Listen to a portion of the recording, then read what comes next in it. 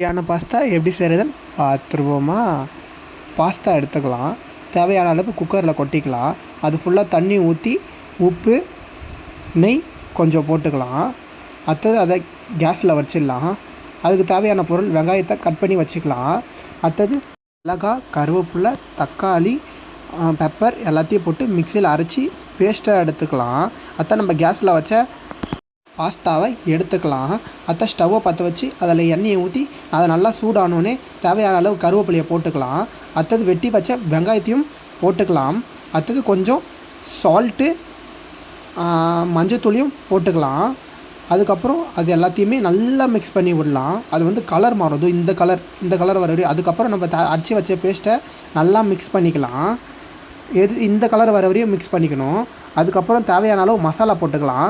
கொஞ்சம் கரம் மசாலா, கொஞ்சம் மல்லித்தூள், அவங்களுக்கு தேவைன்னா கொஞ்சம் சிக்கன் மசாலா போட்டுக்கலாம். நான் எனக்கு மிளகா பிடிக்கிறதுனால நிறையா போட்டுக்கினேன். அடுத்தது கொஞ்சம் சால்ட்டை போட்டு நல்லா கிளறி விடுங்க. அதுக்கப்புறம் நம்ம கேஸில் வச்சா பாஸ்தாவை எடுத்து நல்லா மிக்ஸ் பண்ணுங்கள். இந்த பதம் வர வரையும். அதுக்கப்புறம் பாஸ்தா ரெடி.